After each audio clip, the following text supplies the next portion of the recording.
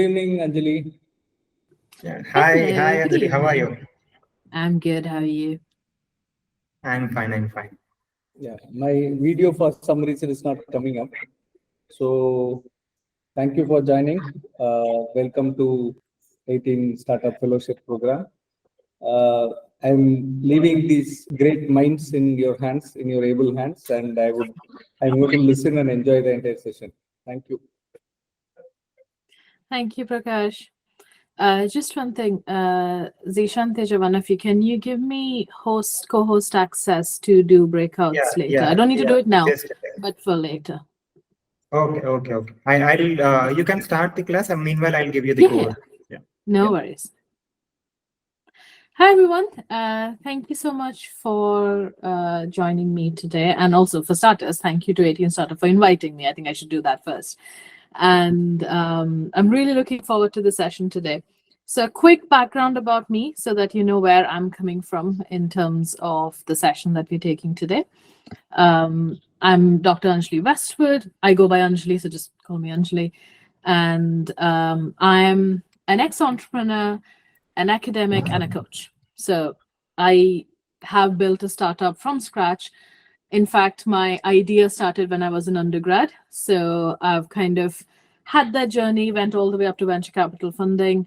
So I know when I say I understand where you are, I truly do. You know, managing undergraduate degree with startup ideas, all of that, I've been there. And while it is a lot of fun, I also know the stress it comes with. So yeah, I've been there. Now I predominantly do lecturing and coaching. So I teach for a couple of universities in the EU and the UK. And I mostly teach leadership and strategy, but I also head the venture creation lab for a university in Brussels. Today's session, we are going to be looking at a very important skill, which is critical thinking and its role in entrepreneurship and how you can build it, because it's a skill, we can learn it. Now, only a few requests I have from your side is I hate being the person speaking all the time. I genuinely do. So it is an interactive session. I'm going to use a software, so I'll tell you how we can work on that together. But I'm going to be asking you questions. I'm going to need you to engage with me. And once we have done the initial bit, we'll do breakout groups where you go in your rooms, you come up with an idea based on the instruction I give you, and you come back and we then learn from each other. So I'm here more as a facilitator to help you kind of spark things up rather than teach you. I'm not here to teach you. Just making that clear from the beginning. So I'm going to quickly share my screen with my computer. Sometimes it works, sometimes it doesn't. So it is sharing the wrong screen. Give me a minute. I need to share, actually, you know what? I'll just change the... I work with two screens, so apologies for this. Let me put you on that one and this one there. Perfect. So sessions on critical thinking, and you already know my name, so we can go forward. I'm going to be using this software called Mentimeter. This is so that we can all engage without constantly having to talk over each other, because when we do interactive sessions, it often happens that we all end up talking on top of each other, and then some people who are quieter than others kind of get lost in the mix, which I don't want to do. So there's two ways you can join this. It's only for the question answer aspect. So you can do it on the phone, either through the QR code, or go to Menti and enter the code. The moment you do that, you will have the mobile version of the presentation that I'm currently doing. So take a couple of minutes to do it, and then I shall move on to the next slide. In fact, if you've done it, you can just put it on the chat so that we know that you're able to do it.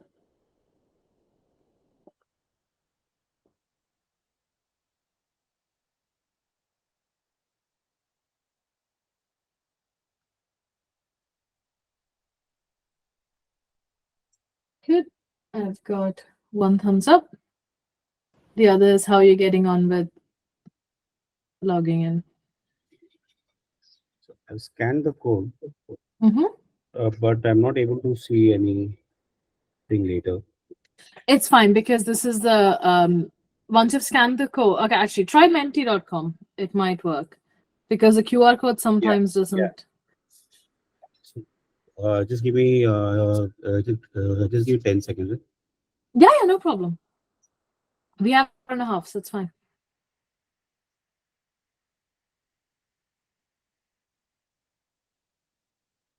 7576119. 1193. Yeah. And just as an additional note, if you're ever speaking, if you're doing like a group discussion or something, this is a free software that you can use. Most of the features that I'm going to be using today are free, so you'll have access to. If you want, you can use it. It's a really good tool for brainstorming and things like that. So if it's something you might like as you're trying it out today, something for you to use as well. So while we wait for everyone to join, give me one word that comes to your mind when you hear the phrase critical thinking. Just type it in, and whatever you type, one word only. Please don't give me long sentences. One word answers. Whatever you type will come up here. So let's see, as a group, what do we think when you hear the phrase critical thinking?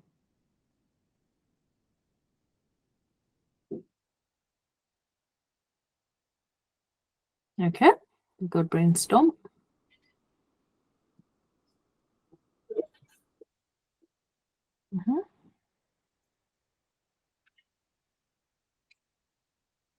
Oh, someone thinks it's beautiful.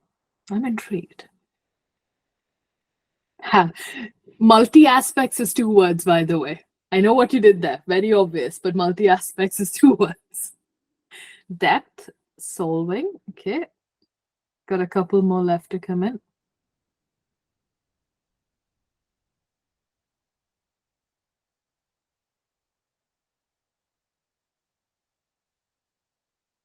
Need of the hour. And by the way, when we're done with today's session, I'll share the PDF with the 18 startup group with all of these answers on it. So you can have a copy of that.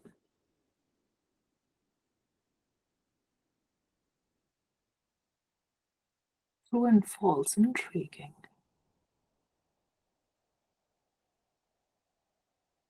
Okay, so let's, as people are still typing in, let's get a few responses here. So the person who said beautiful, can you elaborate on that? Because I think it's beautiful. That's a whole different, but then my entire job is based on critical thinking. But what I want to know what your thoughts were. I mentioned Hi, beautiful. Jigal. Hi, Anjali. So yeah, critical thing according to me is a very beautiful like a thing to do, uh, because I relate beauty to something wow, and and for me, like if anybody is critically thinking, so they're paying the best attention to in that given time. So if we have a problem, so rather than like superficially talking about it and giving like a top of the mind answer, critical thinking is really going down to the deep and really understanding what the problem is and what would be the best solution at that given time, at that given point of time. So something spending so much time is a beautiful to me, and not many people do that. Not so something that is rare is beautiful to me. Thank you. So you're right in terms of everything that you said there. I'm not going to dispute any of that, and a lot of the other words fall into it, right? Because we're looking at where judgments come from. We're analyzing something. You're trying to solve. When we're critically thinking, we're not always solving an issue, but solving is part of it. Sometimes you're critically thinking for problem solving. Sometimes we do it for decision making. Sometimes it's just a life skill. So while today's session is very much focused on the entrepreneurial side of critical thinking, when you finish this, I want you to go away feeling like you have a life skill, not just an entrepreneurial skill, because this is something you use in everything that you do. And as you progress in your career, entrepreneurially or otherwise, you're going to need more of this. And interestingly, in the Future of Jobs report that was published by the World Economic Forum, critical thinking was listed as one of the highest needed skills in in the coming decade. So where they see employment and jobs, and the World Economic Forum says they want critical thinking to be the highest skill that will get people those jobs, become entrepreneurs, and succeed in life. So it is a much need of the hour, like some of you have said, the needed skill. So I've just picked up two dictionaries. If you look at definitions of critical thinking, there are just way too many there. So I've just picked up two because there are some important ones here. So one is from the Cambridge Dictionary, where it says that it's a process of thinking carefully about a subject or an idea without allowing feelings or opinions to affect you, right? Now, here the emphasis is on not allowing our feelings and opinions to affect us. In reality, everything that we do is affected by our feelings and opinions, whether we like it or not. It happens subconsciously. The critical thinking skill comes when you can acknowledge that and then say, okay, but what if I wasn't feeling this way about it? And that is something that we'll see a few frameworks on how to develop. The Merriam-Webster version is a bit more what critical thinking is usually thought of as, where you're applying reason, you're questioning assumptions in either to solve problems, to evaluate some information you have been given, to look at biases, and etc. So if, let's say, you're looking to buy a house, okay, anywhere in India, doesn't matter.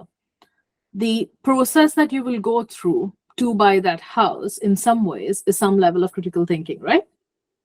Because you're going to say, what area do I want it to be in? So you're evaluating information. Does that area have a nice, utilities? Is it well connected? So we use aspects of critical thinking in our life every day without actively thinking about it. However, we don't always do it in an unbiased manner.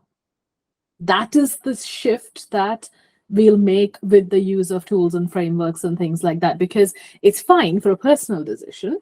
Now, if I want to buy a house, I can be biased that, for example, I used to live in Bangalore and I used to live in Whitefield. And I'm like, I can be biased that I like Whitefield over another part of Bangalore, but that's a personal decision, not affecting anyone else other than me. But if I'm building a startup or I'm working on an idea, I cannot let personal biases get in the way, because my customers, my suppliers, my target market is not the same carbon copy that I am. So that's where the differentiation is really, really key. Okay, so I already gave a little bit of an insight into this, but why do you think this is a key skill for an entrepreneur?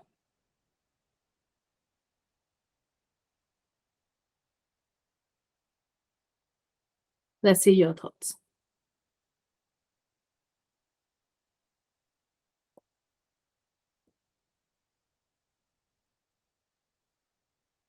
Yes, Jigal. Why critical thinking is a key skill for entrepreneur? In Build 3, one of them had mentioned it's very important to know what is a very important problem. So while we like problem solution is an important aspect in entrepreneurship, but the thing is it really a problem? Yeah. And how how beautiful a problem, not beautiful, like how grave the like identifying a real problem will not come if you don't critically think. Mm-hmm. So which is why, and he had quoted that coming up with a great solution for a not like an important problem will not be that successful, rather than coming up with an ordinary solution to a great problem. Mhm. So coming to a great problem or deriving a great problem can only come if you really empathize, if you really critically think. Is why I feel is a Mhm. like a key skill in entrepreneurship. One of the biggest mistakes a lot of us make, and I've made this as well. So I'm not saying, I'm not saying I'm holier than thou person. I'm not, definitely not. Is we love thinking of solutions. And why, and we do this even in our personal life, right? Someone comes to us with a problem. Before they finish telling us what the problem is, we have a list of advice and solutions on why they should be doing what they should be doing, without even probably knowing. Like if you're in a friend circle and someone comes to you saying, you know what, my girlfriend's breaking up with me, you're going to have a list of suggestions on what to do even without understanding what the problem is. And it is pretty much the same when we look at entrepreneurship. We love coming up with solutions, and that is a very human trait. But identifying what the problem is. So I do sessions on design thinking, and when we do those sessions, even when I tell someone focus on the problem, they will focus on the problem for 10 minutes before jumping on, oh, by the way, I have this amazing solution. And that's not the point. We need to be able to understand what the problem is. So you're right on that. And it is then again very linked to the critical thinking. I'm just looking at all the answers that's come in. So it helps you analyze, decision making, understanding depth of the problem. Really good. Entrepreneurs should think logically and practically, not emotionally. Can I just say that's an ideal situation? Um, how much of that ideal you'll be able to maintain, and not just you, anyone. We all like to think we can be logical and practical, but when it's a business you are building with your hard work and all of that, emotions will play a role. And it's not wrong. It's about how you navigate them. But don't ever feel that you need to be an emotionless person to run a successful business. That's a very, very wrong attitude to have. So, be a bit mindful of that.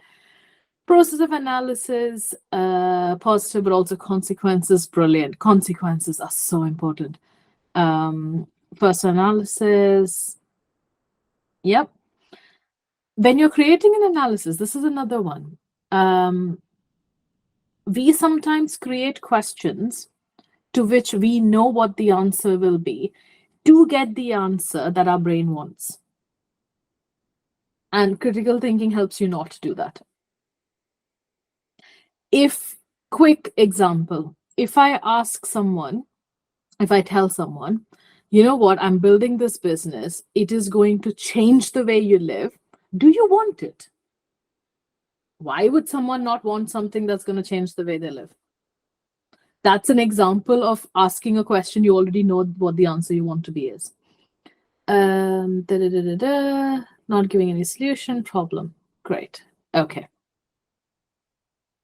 So, a couple of points in terms of importance in entrepreneurship. So it helps you make informed decisions. You already looked at that.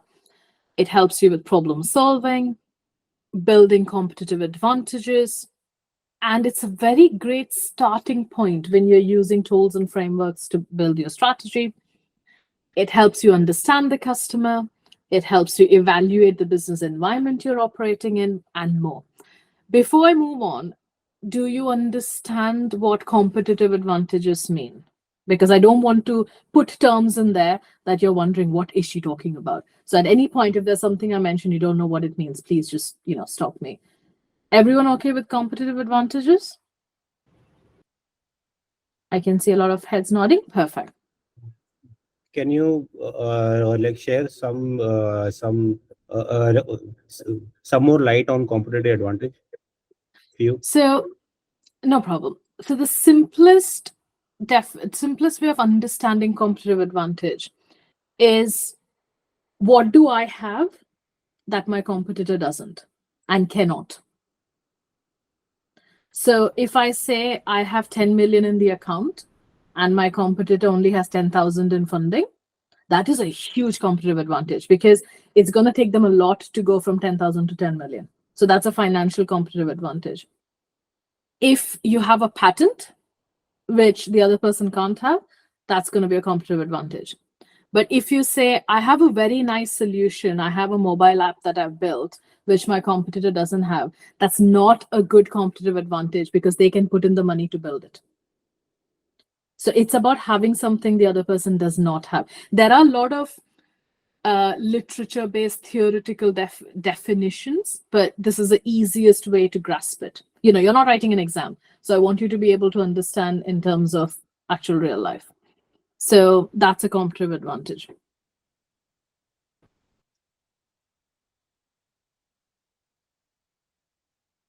Okay, are you still with me? I can't see everyone, so I want to make sure none of you are playing games. Everyone here?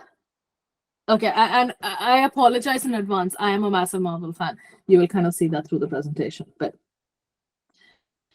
okay, good.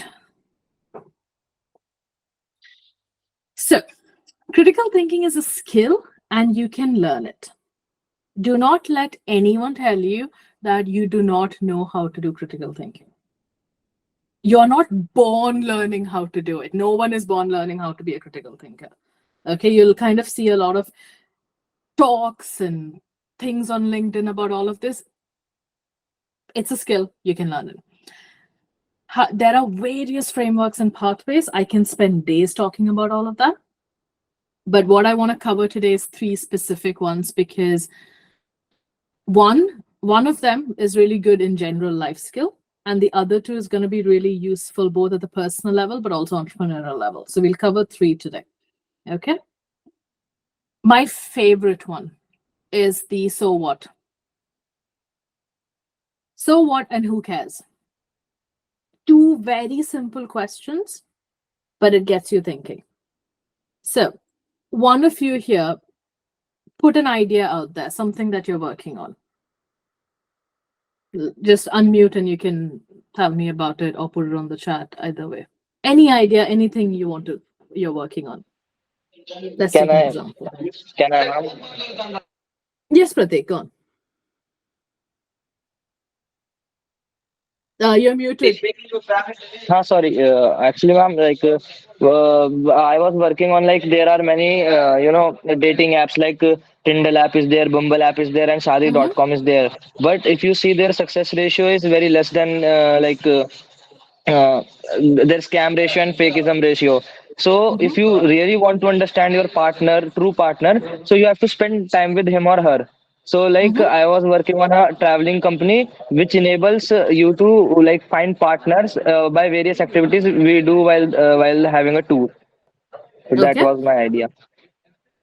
Interesting. Can I just say I met my husband on a dating app, so there are some success ratios there. But that aside, jokes aside, so I'm going to use you as a guinea pig here, okay? Because I'm going to just demonstrate critical thinking. So you were mentioning about the lack of success rates. These companies are still doing very good with a lot of money coming in, a lot of user generation. So who cares that relationships are not successful? I'm genuinely not trying to be mean here. I'm just showing how the method works. Okay, so apologies if I'm coming across as mean. So who cares? Shadi.com is going on for God knows how long. I'm pretty sure over a decade at least, because I was probably over a decade now. And people still get married.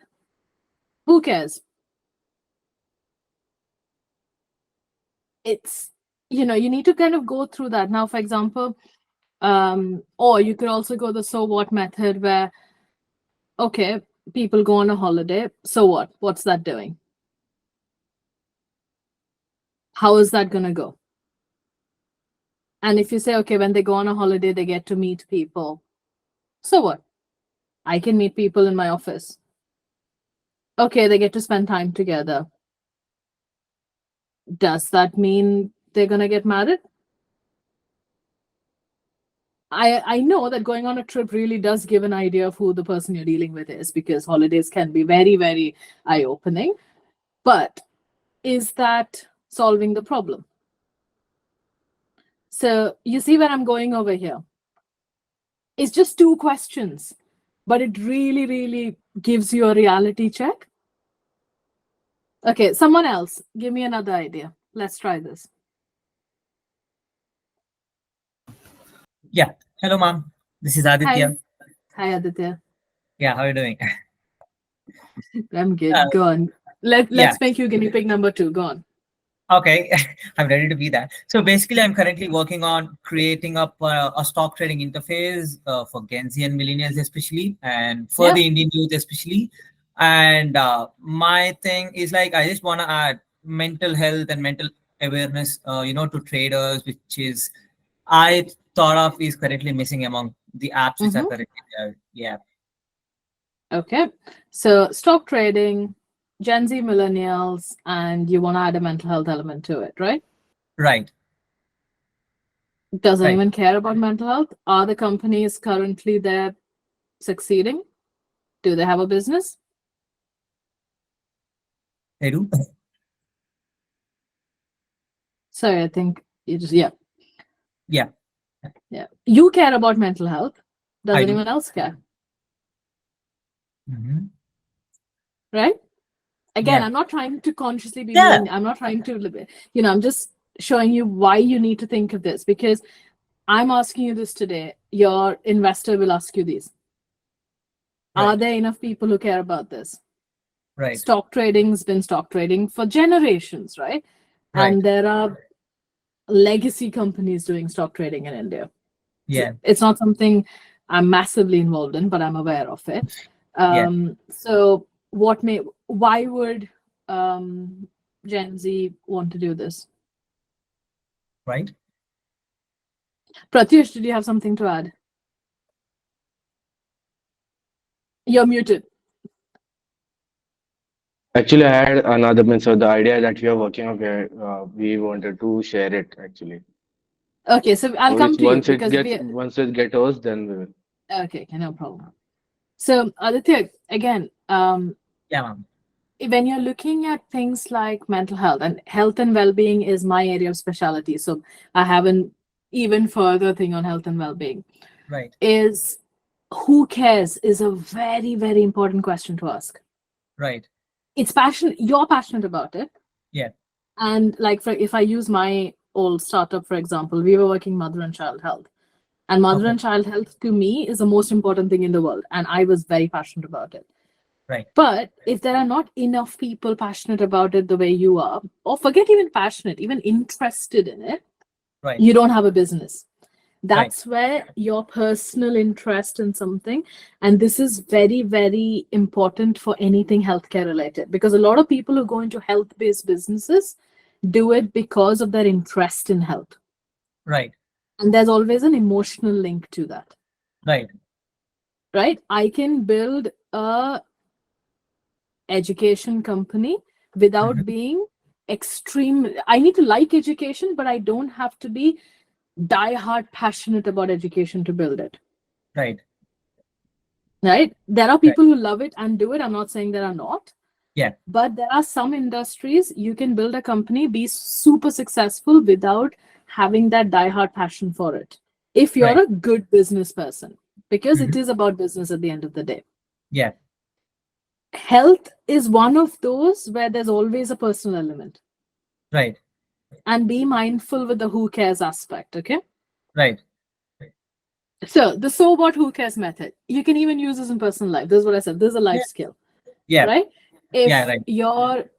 if you sent an email, let's say on LinkedIn, you want to connect with someone and this person hasn't responded to your LinkedIn connect request or your emails or messages, and you're getting absolutely upset about it. So what? It's not the end of the world, right? Right. And so, yeah, so this is one of those easier methods. So this is not a framework or a theory or a tool. This is just the simplest way to start thinking analytically about something. And it helps you detach your emotion and your judgment and bias with what the actual reality is. Right. So let's try something else. Yeah. Okay. Have any of you heard of SWOT analysis? Put it on the Menti code. Yes, no. Let's see a poll here.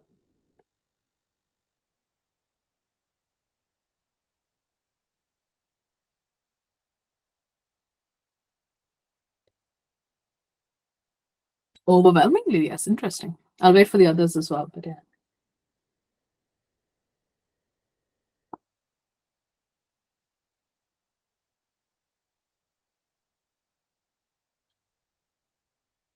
We've got 8 people who have responded. I think there's some more left to respond.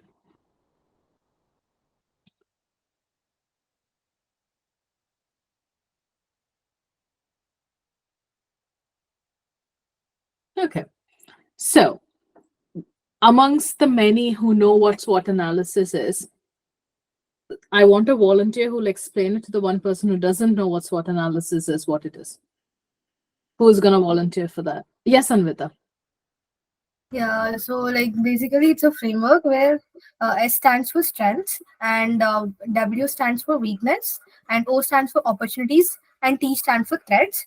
So like when we are actually working on something, we have to like think on different elements where the strengths lies and the weakness lies and what are the further opportunities and threats. So that's what SWOT analysis means. Thank you, Anvita. Pretty much exactly what you said. The beauty of SWOT is it can be, the applications for it are very far and wide. You can think of SWOT at an idea level. You can think of doing SWOT for a particular event. So let's say you want to do a product launch, you can do a SWOT for that. You can do a SWOT on a strategy. You can do a SWOT on the organization as a whole. It's a very multi-purpose tool, but very few people do it right. The challenge is it's now, okay, let's do a quick activity since we have time. One of the things I always make my strategy students do is do a SWOT on yourselves, not an organization, on yourselves. Okay, so it's called a personal SWOT. So take a pen and paper, 3 minutes max. Okay, write down what your strengths, weaknesses, opportunities, and threats are. So it's my time 2:30. So I'm sorry, I'm just gonna go by my time. 3 minutes. Your time starts now. Quickly, SWOT on yourself.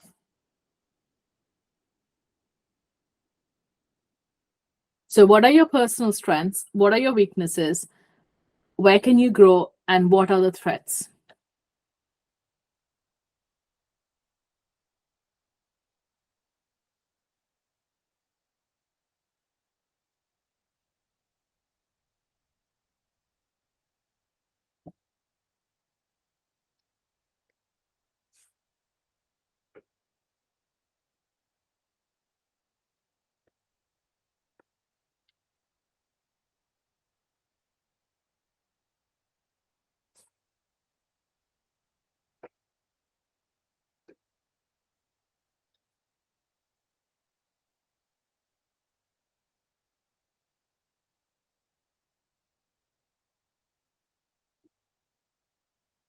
Two minutes left.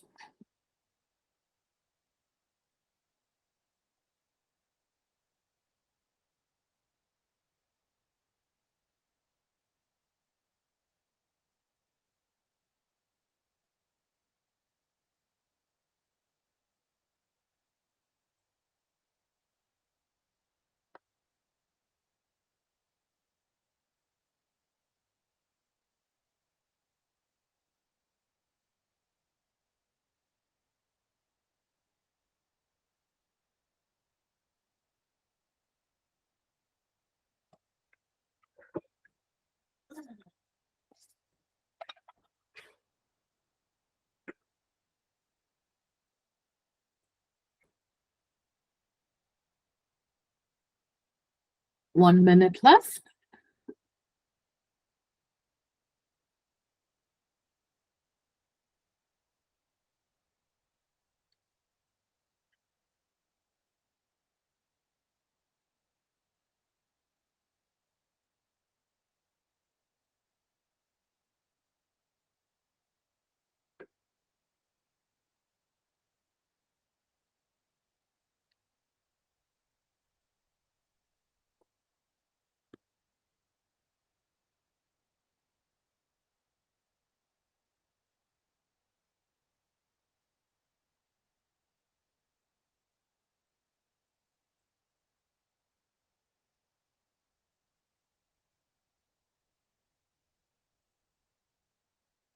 When you start timing it, 3 minutes is a long time.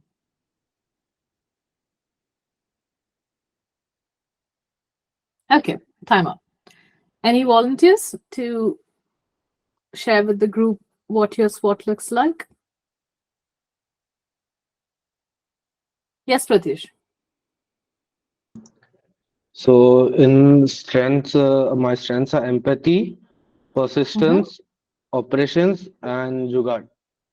Okay. And in weaknesses, I have finance, accounts, and finance and accounts are my weaknesses. Mhm. And in the opportunities, more networking, diverse thinking, communication skills. Mhm. And in threats, emotional decision making and jealousy. Okay. So what's interesting, and the reason I made you do a quick, because it's easier to do it on yourself sometimes, not always. But now all of the ones that you've put under all the 4, you had 3 minutes, so you did this, right? Now, what if you had a couple of hours and you had to do a detailed version? So, for example, you said empathy as a strength. Yes, that's a trait, but what does it actually mean, right? Does it mean you can understand customers properly? Does it mean you're better at relationships? Does it mean same thing? Threats, you said emotional decision making. What does it actually mean? And the beauty of SWOT is you can be as brief or as detailed as you need to be. And this is where a lot of people get it wrong. Because, oh, I'm doing a SWOT for my organization. It's half of an A4 size sheet. I put 4 things in each of them. The SWOT is done. That's not good enough, because detail is really important. And the problem is, to do detail, you need to put time into it. A lot of the time, SWOT is used as an analysis tool because it's fast. And if anyone tells you SWOT is fast, please tell them that they're wrong, because it's not. Doing a good SWOT analysis requires time and detail. So another way of using SWOT from an entrepreneurial standpoint is, if you're a team of 4 people, each of you will have a different SWOT. Then, how do you use your strengths to combat another team member's weaknesses? How do you use your opportunities to help someone else in their threat? So as a team, how does that work? Right? So there are a framework like SWOT, there are multiple uses for it. You can do it for team composition. You can use it for hiring. So let's say you're at a point where you're going to hire people. Unless you know what your team's weaknesses and threats are, you will not be able to figure out who do you need to bring in to help you navigate that. Because every organization has weaknesses and threats. It's not about eliminating those. It's about bringing people in who you can complement it with. And same thing with the problem. So let's say you're trying to solve a problem. And when you're trying to solve the problem, if you can figure out where that gap is, now you can take a competitor's product, identify their weakness by doing a SWOT for them, and say, you know what? They have no chance in hell of filling that up. I'm going to build a product that fills that weakness because they can never tackle it. So these are the few different ways you can use SWOT. Clear? Cool. PESTLE. How many of you have heard of PESTLE? Again, yes, no, quick poll.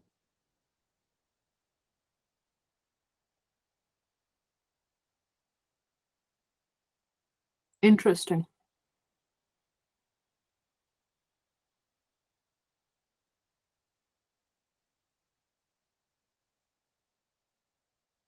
Couple more.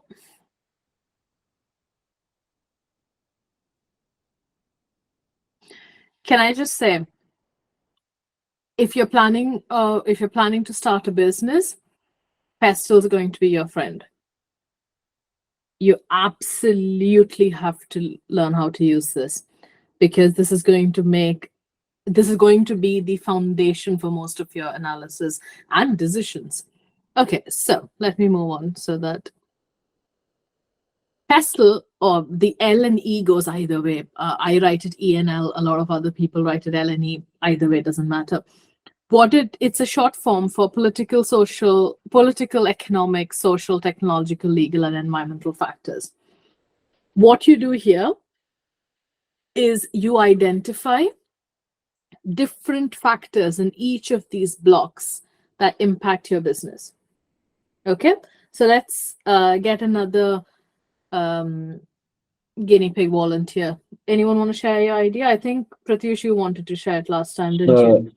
Yeah, so our idea is basically to create a marketplace that will help influencers and creators to tie up with podcast studios and locations for the shooting at the same time, the editors and everything. One marketplace for everything for shooting a video, or a podcast, anything. For creators, basically. So if I can put it together, it's a marketplace for creators. Yeah. So, okay. Oh, this is going to be interesting. So let's do this one by one. What could be the potential political factors affecting your marketplace? Other entertainment companies, something like No. that. That is not political. Okay. So when I mean politics, I mean actual politics here. So regulations. So like politicians will more likely to influence people by the social media thing, by this platform. They can do so. So that there you're looking at them as a what do you say, consumer. I'm talking here from an environmental, from a business standpoint. So for example, let's say you have this marketplace for creators, and a creator built something on your marketplace that got flagged by someone in some state, by a political party or someone in the political area. And then effectively what happened with AIB happens. Oh, Okay. So there are influences, right? So you need to be very careful of how your business operates in the political scenario. You get what I mean? yeah. Okay. Economic. So economic is I like Prashant's message on the side. But anyways, let's stay on tangent here. Let's not go on a tangent here. Economic. So economic factors are things like GDP, recession, inflation. Do you think that will impact your marketplace? Yeah, that will impact the marketplace, but well, it won't impact that much because we won't be having anything that is physical present. Yeah, and every industry has different impacts, right? So for example, for creators, the economics of the country is not as strong an impact as in some ways regulations are, because they Even have to in deal with regulations online and offline. like in COVID, also the influencer market actually increased. Exactly. Influencer market boomed. So in your business, economic is not that big a deal. But there might be other businesses where even a tiny bit of inflation or recession and the business gets impacted. So for you, that's not a big factor, but it is a mild factor. Social factors. So social factors are what people, the society, the community, what happens around you. Being a creator aspect, that's going to be a very strong thing for you. It can go good or bad, right? So something you need to keep your minds on. Technology. Now, if you're creating a marketplace, which is going to be primarily tech, high impact, right? So how is it going to impact? You'll have to keep your eye on all the latest tech that's coming out, because if you are not ahead of the curve, someone else will do better than you. You need to make sure there is stuff like privacy. And so for you, in fact, I was saying social, but tech is going to be your highest impact when it comes to your overall market analysis. Legal. So yes, you will need to consider legal, but what are the legal factors you will need to consider? Contracts between, so let's say someone, comes through your platform, what's the legalities of it? Who gets paid? How much gets paid? What's the contract? Copyrights, if you're looking at creative work, copyrights become a huge thing. IPs, all of that. Environmental. Do you have an environmental side to it? Now, you might want to be focusing on sustainability and aspects like it, but is that going to kill your business? Maybe not. So when you're doing a pestle analysis, and this is for all of you whenever you're looking at ideas, you will have a drop-down list of multiple factors that will impact in these areas, and then come up with a way of how do I mitigate these? How do I make sure this never happens to me? I don't think after what happened with AIB, any creator wants to get into that space. So, how do I make sure that never happens to me? How do I make sure all of these awesome things from a social side happen to me? How do I stay on top of tech? How do I make sure my legal's done? It's almost like creating an extensive checklist of factors that can make or break your business, and how do you navigate it? This will get more and more detailed the bigger your company becomes, because the factors impacting becomes bigger. Make sense? Yes, it makes sense. Too complicated or okay? No, it's we are able to understand our idea also better and in deep actually through this. Perfect. So Pestle, again, you can do it for anything. We will do a test run anyway, but so that's Pestle. Okay. Don't forget, this is an iterative process. You don't do it once and forget it. When we were running our startup, we used to go through analysis processes like this every couple of months, especially early on. It is an iterative process because things around us keep changing. The more exposure you get, your ideas change, your approach changes. COVID happened, the world changed, right? The whole going to UPI payments thing happened in India, Indian markets changed. So you need to constantly be in touch with what's happening around your market environment-wise. I would even suggest put it as almost like a fixed calendar entry that every couple of months you do this. Slot some time out. And the first time you do it, it's going to take a couple of weeks to do it. After that, you're checking and reiterating. You're not starting from scratch unless you build a completely new product. So it's the first one that takes the longest time, and the more you'll even need to do market research to do the first one. Because at this point, you may not know what are the legalities involved in what you want to build. So you do all of that research for the first attempt, and then you just constantly iterate it and make it sure it goes on. Okay. Can you give me, this is for everyone here, quick traffic light in terms of how I've been speaking for about 45 minutes now.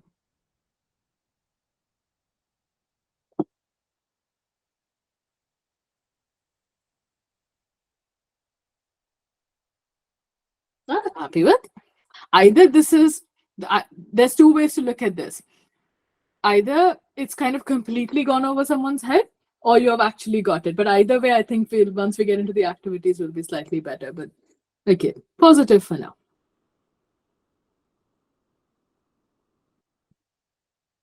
Okay, time to apply these. I'm going to put you in, I'll give you instruction first before I do the breakouts. But I'm going to put you into teams of, Teja, how many team members? Maybe 5 each? Yeah. So we'll form three teams. Oh, perfect. Yeah. So you're going to be in 3 teams. I'm going to give you instructions on what you need to do. So we have 45 minutes left. So you'll get about 10 minutes for the first activity, and you'll discuss amongst yourself, try and apply some of these concepts, come back, and then discuss with the rest of the group in terms of what your solutions or ideas were. Does that sound okay to everyone? Cool. So let's look at the first task. So, and this will be on your Mentimeter apps. So even if you go into breakout room, you can see this on your app. I'll leave it live so you can see it. So there's a group of university students. You have decided to make an extremely challenging venture. You're running a student-run coffee shop. So initially there was a lot of enthusiasm, but now you're facing different struggles. There's inconsistent quality of coffee because the baristas are inexperienced. There are financial woes because there are lots of unforeseen expenses you didn't think of. There is low foot traffic because it's in a bad location. And there are internal conflicts amongst the founding team. Okay, So you as a group, you're not going in as entrepreneurs, you're going in as consultants. So in your teams, your consultants brought in to say, oh my God, this is what's happened. Can you give us a solution, or can you tell us what to do? Sounds good? 10 minutes in your groups, and then we come back and we discuss all the amazing solutions or problem solving ideas you come up with. Are 10 minutes done? Yeah, Yep, it's 10 minutes is over. Okay. Just making sure that I'm sharing the right screen. Again, I'm not. Okay, so do this. I've been teaching with 2 screens for about 4 years now, and I still sometimes get my screen placement the other way. Okay, perfect. So what we'll do is first I have a couple of questions, and then I will ask you to share your thoughts. Which one do you think was more suitable, SWOT or PESTLE, for this one?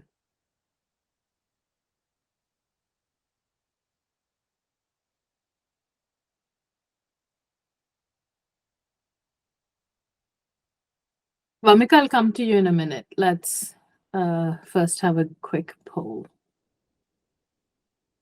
Interesting. It's overwhelmingly SWOT.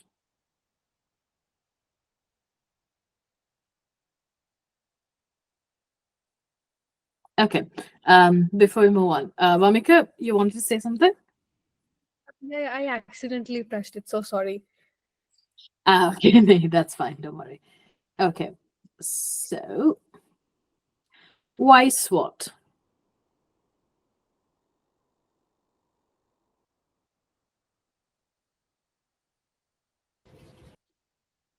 Put in your responses, and then we'll have all the different collection of suggestions.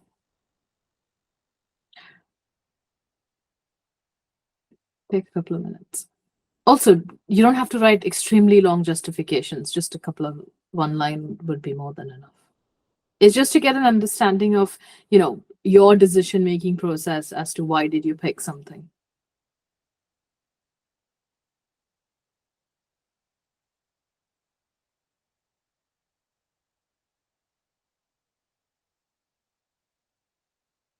Interesting.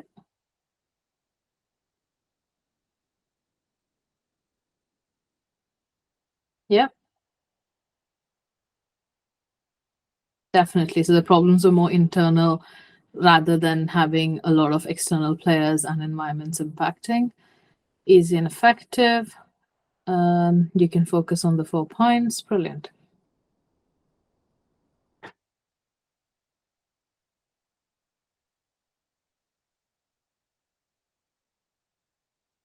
Any more?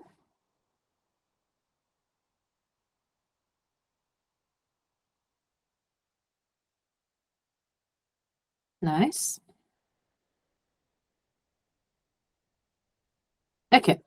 While there's more answers coming in, we could do both. Yeah, that would be critically thinking. So it depends both in which way. Group of individuals, situation or a point. Nice, good responses. So I don't know if the teams had names, so I'm going to ask for volunteers here. From any of the team, someone give us your analysis of the situation, and as a consultant, what would your advice to them be?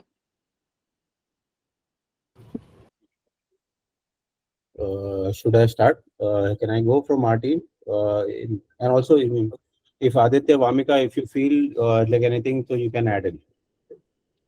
Would that be okay? Yeah, sure, Shigal bhai. You can go ahead.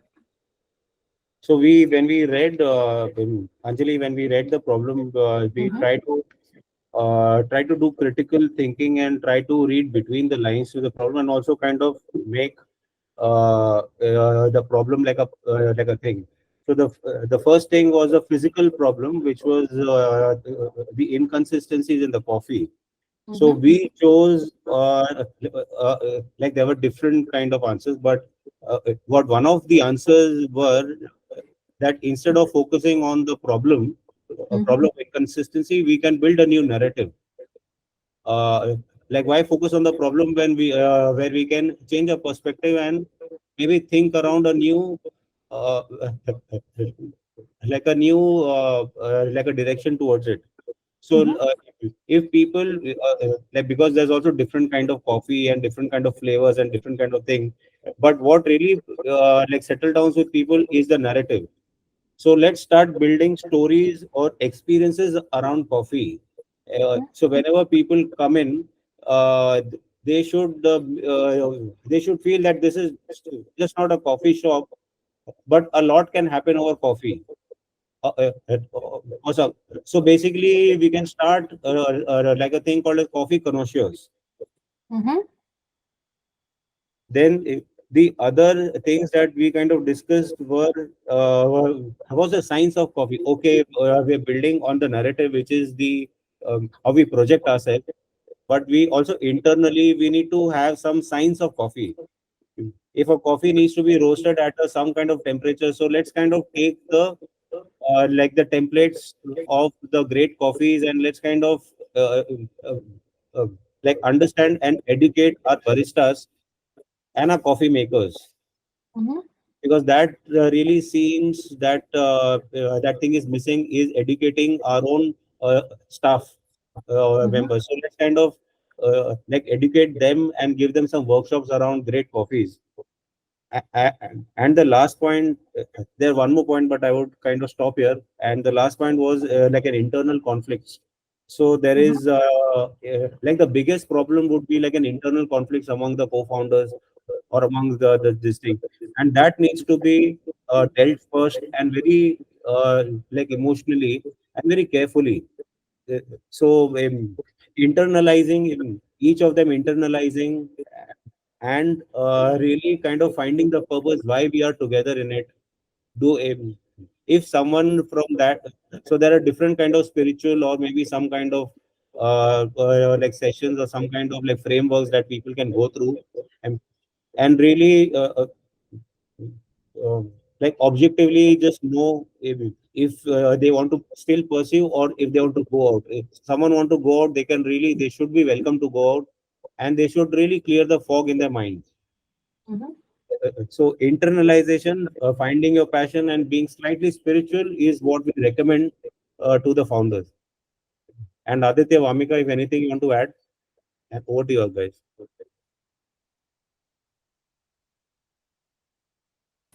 No, no, it seems good. We are good. Yeah. Okay. So I like the ideas, but I'm going to consciously play the devil's advocate here. And sorry, yes, Pratyush. Did you want to go next? Yeah. Okay, okay. So I'll finish my feedback first. So again, few things to think in terms of contextualizing it, because while I really like your idea, uh, for a busy college campus, the type of I feel you missed the customer in the process of finding a solution. You forgot who your customer was. Now, if you think of any big, busy college campus where students want to go get a coffee, sometimes the most popular places are those small turperies at the corner where you go get a quick coffee and you go, right? You, unless you're thinking of a weekend experience based cafe, the concept that you've created, like I said, I am a coffee snob, I love coffee, so I can see where you're coming from and how the idea will work, but you've got the customer base wrong for the case that it was. Now, that solution will work wonders for a different customer base in a different market, not for a busy university coffee shop, right?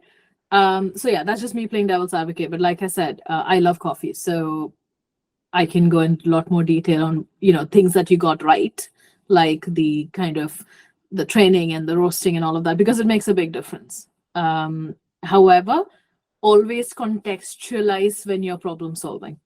Okay, so that's the critical feedback from my side. Let's go to the next team. I know time is running a little bit, and I have a couple of things to cover. Pratyush, your team next. Yeah.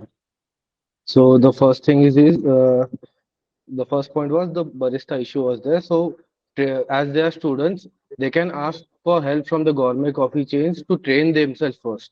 So training is the first thing that they could work on. The second issue is the quality of raw materials. So many of the times, even if training is good, the quality of raw materials they can source in budgeted rate that can be solved. That can solve the first issue that they were facing. The second issue they had was unforeseen expenses. So main thing can be no proper budgeting. They means the financial planning was lacking in them, so they can first sit together and do financial. What are the things that they require money for exactly? As they were students, they might not have thought of the areas of expenses before. So they should sit first and should plan exactly what are the major areas of expenses like rent, salaries, or all the raw materials, things like that. The second thing is the as barista, I mean the coffee is espresso machine based. So I myself was a barista before, so I know the machine maintenance is a very costly thing, and means if the machine doesn't work, so the sales will be also hampered. So major important thing is machine maintenance. Then the third issue is wastage of the raw material. So need to keep track of the wastage of raw material, and the second thing is pilferages. So many of the time, as they are student based, though they don't keep much. No one is head in them currently, as we are seeing from the situation. So there might be some pilferages happening in the enterprise currently. And the suggestions that we can give is either, if possible, to relocate or start marketing whatever is in their hand. And third most important thing is community building. So as they have location in hand, so they can means, ask for book reading sessions or open mics or something like that. Through which, because the most important thing is community that they have to the student community in the university, so they can work on that. And third thing is redesign the menu for the budgeted market, and also if possible redesign the outlet to attract more customers. And the internal conflict thing is there to solve it. Distribution of responsibility is most important thing. Then hierarchy should be formed in the team, that who will be responsible for which things, and accordingly the work should be done. Thank you, Pratish. Interesting. So positives first. I like that you were trying to, as a team, you were trying to identify the problems. So that one big positive, because you actually tried to figure out before you jumped into a solution, you also looked at problems.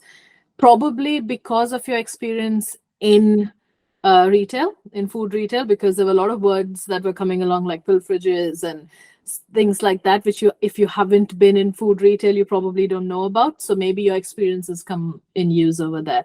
So positives there. The one question I would ask, and what, not necessarily of you, but in this scenario, is it's a student-run cafe, right? You're not employing people. And one of the biggest challenges in anything student-run is attrition. So you can do all the training you want, but if they don't stay, no point. So the inexperienced baristas, and that was one of the things from reading between the lines way of looking at it, is why were they inexperienced? Were they inexperienced because they didn't have training? Or they were inexperienced because the attrition rate was so high that every couple of weeks it was a new person coming in? So that's another way of reading between the lines and questioning. So I'm not saying you're wrong. I'm just giving you different ways of looking at the same situation. But thank you. One more team left. Let's hear your thoughts. Anyone here from that team? Or have I put everyone to sleep?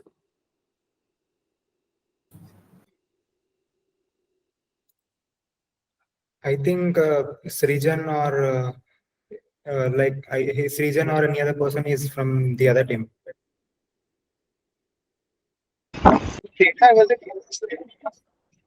Srijan was in our team. Okay. And Madhurima, you're? Yes, I'll talk. So Okay. yeah. So for the first problem, talking about the quality of the coffee. So we thought it would be better if they actually collaborate with any of the brands, like especially it's college. Like in my college, we have Nescafe and Cafe Coffee Day as canteens. So if they collaborate any of the bigger brands and actually learn how to work, and that helps them with marketing, that also helps them with like they learn how to work, so that also increases the quality. So this was the one thing we've come up with. And talking about the internal conflicts, one thing we thought is if they know their strengths, so one person would be good in sales, one person would be good with quality, like product. So if they know what are their strengths are, they can actually be boss for their own strengths. Like if it's product, one person will be head of the product and he gets to decide what's the final decision when it has to they have to talk about the product. So they have to vote among themselves and come up with a team where each one of them is responsible for the one of the domains of everything. Like if it's for sales, one person, product, one person, like that. So this is one thing for the internal conflicts. The third thing, talking about the finance, what we thought is yearly they have to plan where they're investing. So what are their costs, what is their revenue. So by this they have to every month plan about their expenses. So one of the major expenses would be probably marketing, but because it's a college and only college people will be drinking, I don't think marketing would be a problem out there. So working on the quality, so they should know what their expenses are and how many customers every day they're getting. So with this, they have to plan yearly, or they have to maintain an Excel sheet properly, so that I don't think useless expenses would happen. And one more problem is there are other. I think these are all the points. Thank you.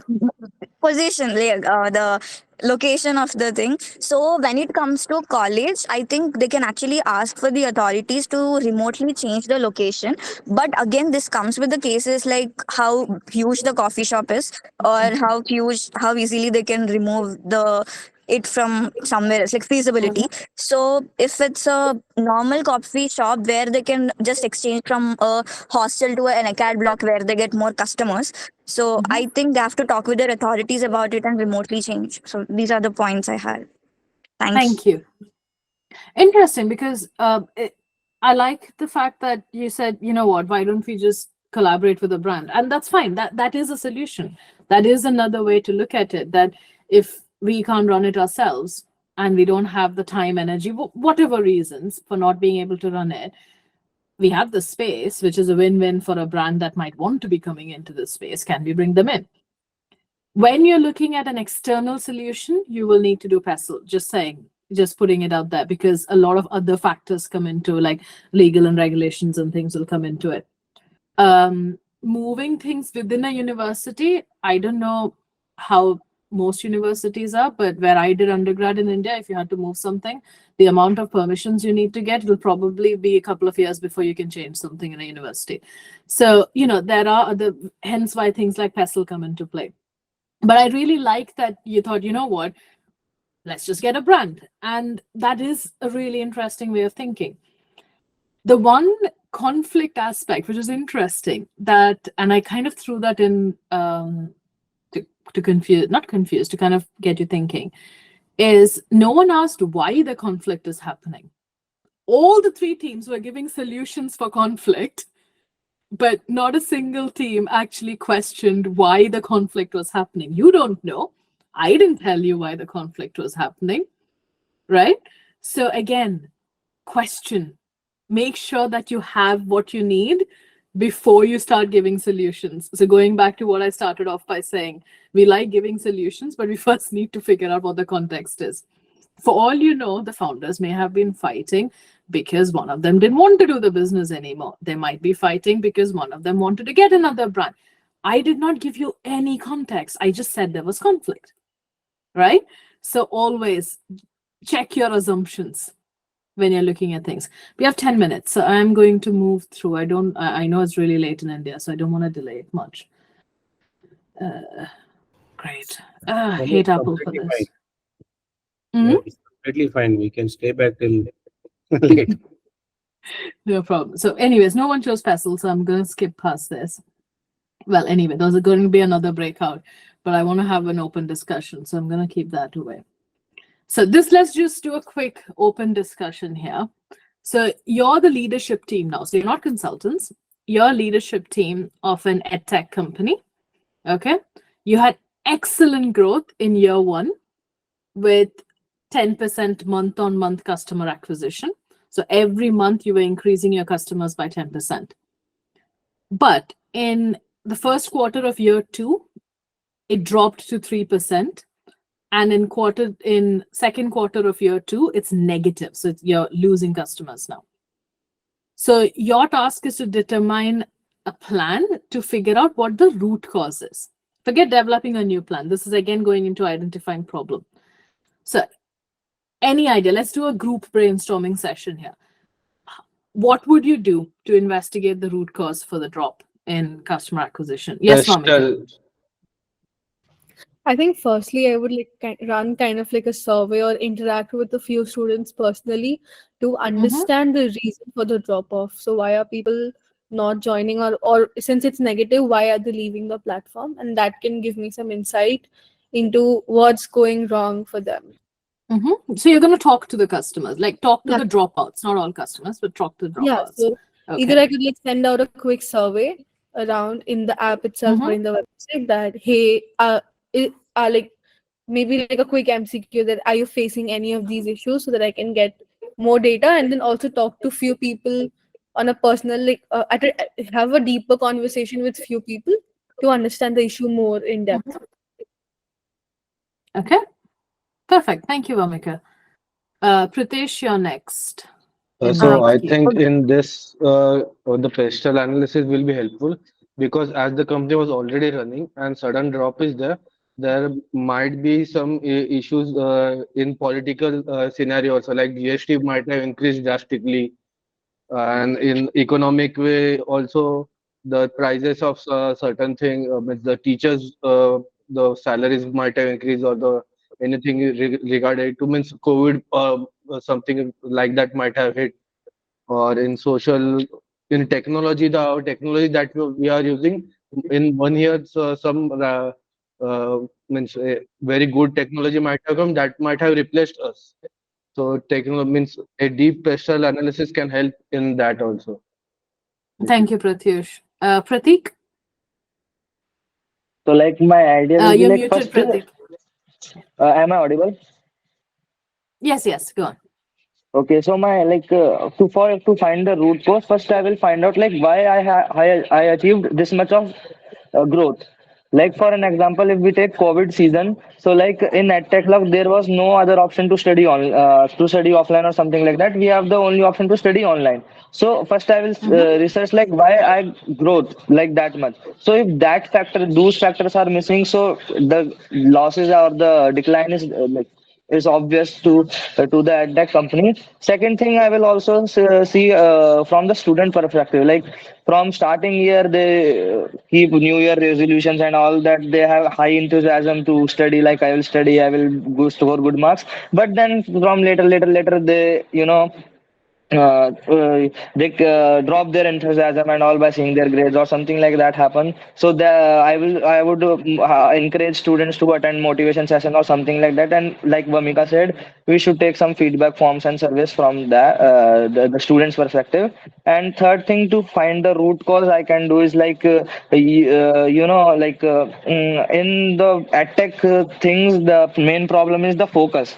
So like I am using my mobile or laptop to study something, but then there is an Instagram notification or there is some YouTube notification, and then I likely to pop up on that. So that's why the parents also say, "Oh, don't go on this attack things. Do some offline thing." So to increase the focus, I can improve, as Pratish bro said. Like we can increase our user interface and all the things, and we should do like something technology can be added, so there will be no notification will be off while you are attending the class in our app, right? Like that. So these will be the solution to find the root cause like that. Thank you, Pratik. An excellent example of critical thinking, questioning success. Brilliant. Really, honestly. Because, while we can find out why things went south, like you said, there might have been a different reason why things went so good. 10% month on month is really good growth. and questioning why that happened is as important as questioning why you're losing. So really, really awesome. Well done there. Anvita, Thank you, ma'am. you're next.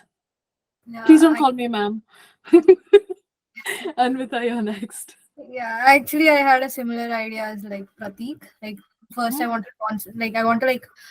go where I went correct, and I want to like trace back and in what way we did the things, and also I want to like have a discussion with my own team first. Like if we have any internal conflicts and stuff, is it because of that?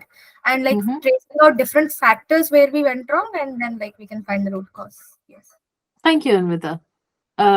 Who's next? Aditya.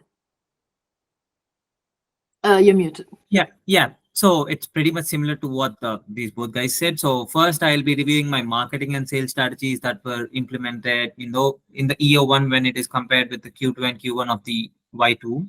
And after that, I'll be assessing the external factors, like change in competitive landscape, or maybe economic conditions could have changed, or industrial trends might have been changed since, because it was an year in between, there goes a lot of change into it. And I'll be analyzing the data, like my first go would be analyzing the data for the website traffic and conversion rates and user behavior, because there are few issues which can be an opportunity for improvement, in the online customer journey, especially when tech is in a part of it. We see a lot of improvement in the customer journey when it comes to online. So yeah. And if they have any pricing strategies, so probably I'll be looking after what kind of pricing strategies would be adjusted to align with the current market scenarios. Yeah. Thank you, Aditya. Interesting you mentioned user behavior there, because very important when it comes to tech businesses, right? Right. Analyzing them, where are they dropping out? So which page are they dropping out of, whether it's in the cart, whether it's before that. And again, reading between the lines, I didn't mention it here, but what if there was a website update and the UI changed or the UX changed? We don't know, right? So good work on thinking of user behavior. Shiva, you're next. Yeah, so pretty much sums up there, as Aditya said. But what I thought was that, like, when I need to think completely from the user's perspective. Like, I need to think that I am a student, and while I'm a student, why will I be selecting to join other edtech? Why will I be selecting to learn from other edtech platforms and not this edtech platform? Like, putting myself in that perspective and looking at it like that. And what I thought was, when we need to investigate why the quarter-on-quarter customer entry has lessened. So for that, what we can do is, like, during this time, was there something big in the market happening, or is there someone who is providing much more better content for a less price or on YouTube, like that? And what can we do to integrate newer technologies? So, like, no, sorry, it's not investigating, but yeah, like, if we're investigating, what we can say is, what are other peers doing such that they are actually bringing in new things and we are not doing the same, and are the lectures getting bored or something like that? So yeah. Thank you, Shiva. Interesting. And so to sum up most of what all of you have said, and it kind of comes up in a nice box, is you do an internal analysis to see what's gone wrong internally or what's gone right internally.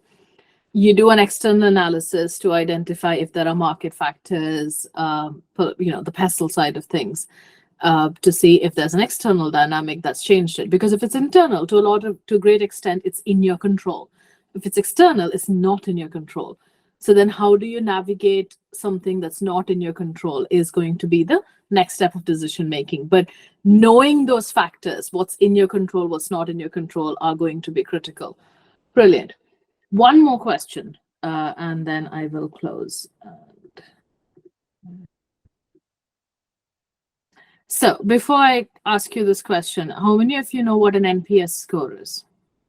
Or does anyone know what an NPS score? I think I should probably start off with that. We know NPS as National Pension Scheme. Okay, it's not the pension. Net promoter score. Net promoter score. Yeah, it's net promoter score. Yeah. So what a net promoter score means is that You know, when you use a website or something and they send you an email or saying, how likely are you to recommend this? And you have those 10 stars from 1 to 10. And all organizations use this now, even if you're not online. You can even go to a Bata, buy a shoe, and come back because they have your email address. They'll send you a survey saying how likely are you to promote it, right? So all organizations across the world now are using NPS score as a standard metric of identifying the potential for growth, because it talks about in some ways, it's about word of mouth, right? How likely are you to recommend us? The frustrating bit about NPS score is that the middle range is not calculated. So organizations publish their NPS scores. So worldwide, it's a big thing, right? So if you're 4 and under, then you go negative. You need to be 8 or above to be positive. Most people, because human behavior, you click the middle saying, I can't be bothered, I'm just going to click the middle. So the middle is not counted at all when you calculate NPS scores. So if, let's say, your service, the NPS score is suddenly dropped, what will you do to investigate it? Any ideas? Yes, Aditya. Yeah, first, probably I'll be conducting, qualitative interviews or focus groups with sample of customers I would take, like people who have given a majority of the score that they put in, and or probably why the dissatisfaction was caused for people who put in low score, and why high satisfaction was put in when they put in high score, or maybe why we're on the neutral track, like when they put in somewhere in between the lines. So yeah, first I'll be connecting qualitative interviews as said, and I'll probably comparing it with NPS scores across different customer segments. Yeah, it can be different customers or different locations that they come from. Honest, heart-to-heart feedback here from someone who does research for most of my day job. Okay. It's very, very, very difficult to do interviews. Right. Only because people don't want to bother giving you their time. Yeah. It sounds brilliant, and in practice, if you can get it, it's brilliant. But getting a decent representative sample, focus groups are the toughest because everyone needs to be free at the same time to do a focus group. Interviews you can still manage. Yeah. While research is usually the right way to do it, because you're right, that is the best way to figure out. Right. It's often the toughest part. Right. Because getting that attention of people, getting them to come to you, getting them to listen, not having them cancel. I've had focus groups that have been canceled literally half an hour before it began because people just couldn't bother to turn up. It is very hard. So while you're right on the theoretical aspect, it is the best way to do it. Right. The practical side of it is a lot harder. Not impossible, just harder. Yeah. Yeah. And with that? Yeah, so like what I thought is maybe there could be another reason why the score is down, because when generally we promote or we circulate all those feedback forms, people might actually like just skip it instead of like actually putting the score. So maybe I would like think the actual way, or like another solution to get customer feedback, more customer feedback. Yeah, that's Thank you, Anvita.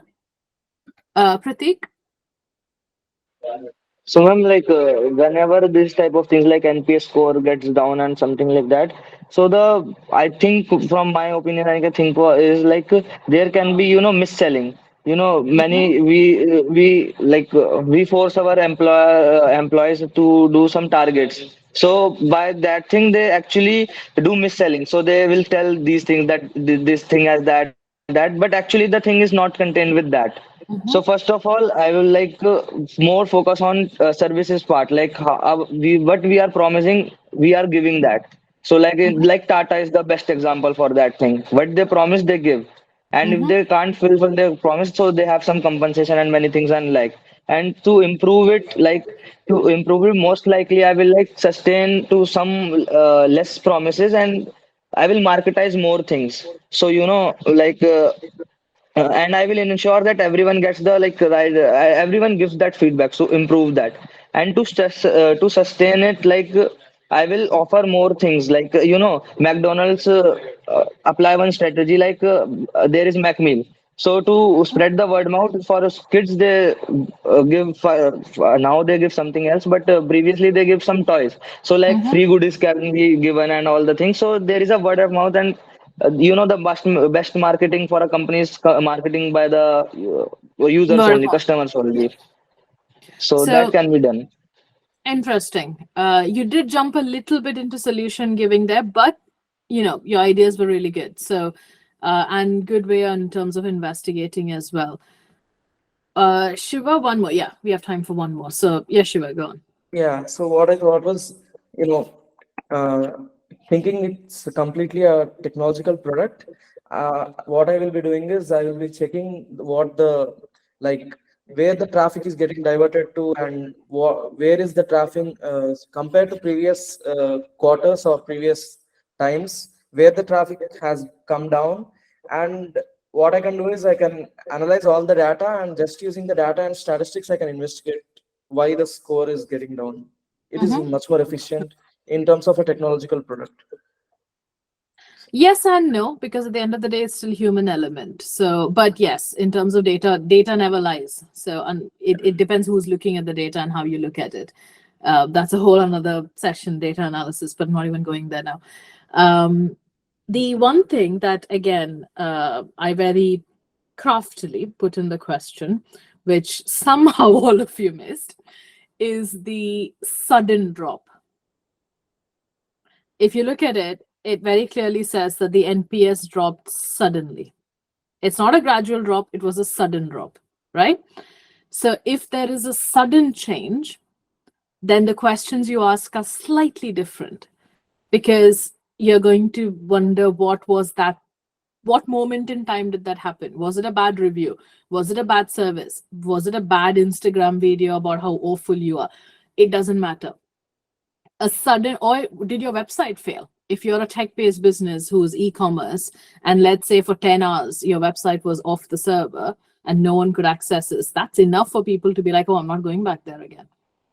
So investigating that. So again, when you're placed with questions or thoughts or challenges, read every word. This is like, I remember when I used to have to do multiple choice questions for my 10th board exams. My dad used to always say, you never read the question, you already have the answer. I used to like going fast, but then you need to read the question, otherwise you miss small things like this. So yeah, just a small trick. But again, it doesn't take away from the fact that all of your ideas were really nice and all of them work.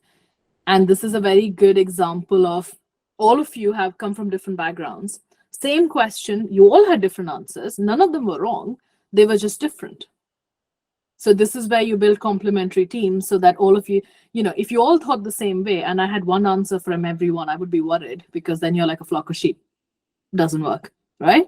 So bounce off each other. That's always a good thing. And that is done. So in conclusion, like I said, critical thinking is a skill. You can learn it, you can fine tune it. So every time you're placed with a challenge, a question, a decision, question yourself. Do this. Always ask, so what? Always ask, who cares? Always question what you're doing. You can use the frameworks to help you from a business context, but that's not the only way. Okay? So don't feel like you have to use a framework. That is a tool to support you. And there are lots of frameworks, right? But that's not the only thing. So I'm going to put that on there. You can connect with me on LinkedIn. Feel free to connect with me on LinkedIn. I'll anyways put a post, but also, or you can connect to my website if you don't have LinkedIn. Either way is good by me. And one thing I will do after the session is share some resources. So there are 3 links I'll share with you, which are open access. So one is a video, one's a podcast from Harvard Business Review on critical thinking. It's beautiful. The other one's a short article. And the third one's a link to a website called Miro. I don't know if you've heard of it, but it has all free templates for all of these frameworks, and it has more frameworks.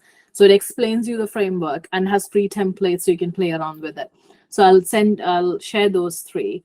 And there are 2 books that I'm going to share with you. One is a Harvard Business Review book. And the other one's one of my favorite books. I have it on my bookshelf behind me and I've read it multiple times. It's called, seriously, I can't remember now. This is what happens when I've done back-to-back teaching. Sorry. A More Beautiful Question. So it's called A More Beautiful Question by Warren Berger. And he talks about all the world's best inventions and how it started with a question. It is a life-changing book. I've looked at it. It's on Amazon India. It's not expensive at all. I don't want to give you expensive resources. It's not expensive at all. And if there's any book you're planning to read that one. It will transform how you think about creativity, innovation, and startups. So I'll share all of that with the 18 startup team, and Sorry, what they'll. was the name again? Sorry, that book. Pardon? What was the name of the book? A More Beautiful Question. Oh, okay, thank you. I'll share it with the 18 startup team, and they'll share it with you. So actually, I want to be able to see everyone. So let me stop presenting. Yeah, so I'll share that, and you should be able to have access to everything. And that's all from me for today. I hope you had a good session. And Anjali, it was a great session with you. I think the activities were very interactive and all. Yeah, it's pretty much very great. Thank you, Teja. Yeah, I look forward to working with some of you in a bit more detailed context.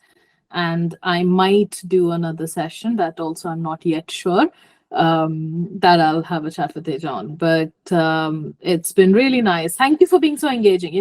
The session only works if it's two-sided. And because all of you were really engaging, it worked. And it is Friday afternoon in the UK for me. And for once, we have some sunshine. So yeah, I'm going to go out. And, yeah. have a good And time. finally, all the participants just give a good clap to the Anjali. Thanks, everyone. Do you mind if I take a quick picture of the screen so that I can put it on LinkedIn? Sure. I want. Yeah, I so always like to much check. of so many claps. Yeah, we have really enjoyed your session.